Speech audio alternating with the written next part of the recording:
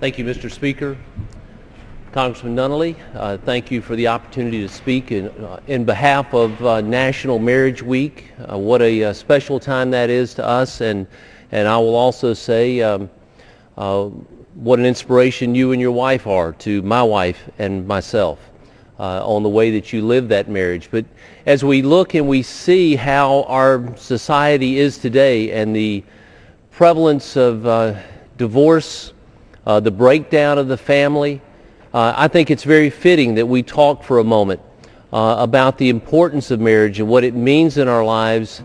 And while it is not attainable for some family situations or some situations, it should always be our goal to keep that family unit together and to hold that bedrock of our society together. You know, my experience with marriage came from watching my mom and dad. You know, my dad was a gunner in a B-17 in World War II.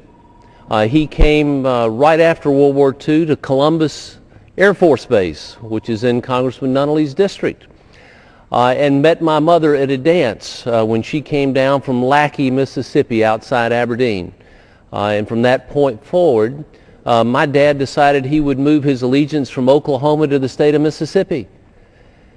And I watched that marriage through my life.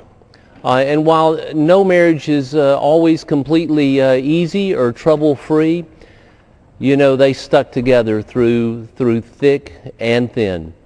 And I know for us, my dad, my late father being a petroleum engineer, that we transferred quite often from kindergarten through the 12th grade. I was in 10 different schools in 4 different states, and we actually spent another summer in a 5th state.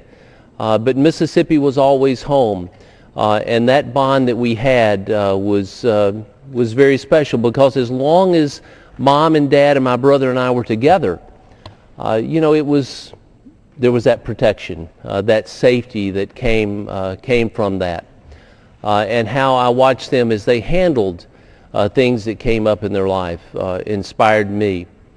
And then that last move that we had from the state of California back to Mississippi, I wound up in a high school in the 10th grade with a great friend of mine whose conduct and his behavior indirectly led me to accept Jesus Christ as my Savior at the end of my 10th grade year.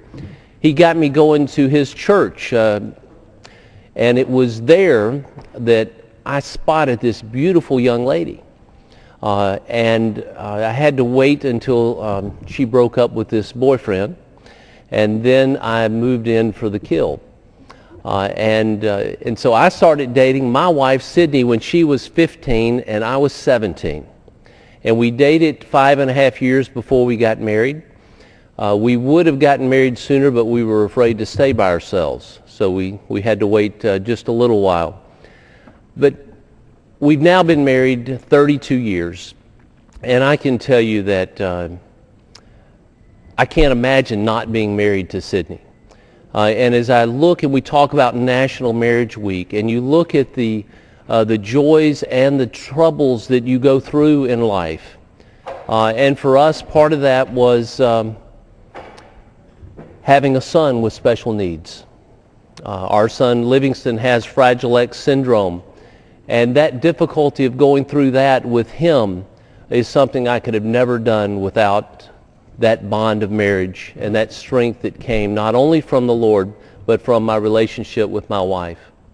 And so we've been blessed with our son Livingston. What a wonderful son. And our daughter Maggie. And they really, having that family together and them having us together, I think helps us as we build our society and we move forward.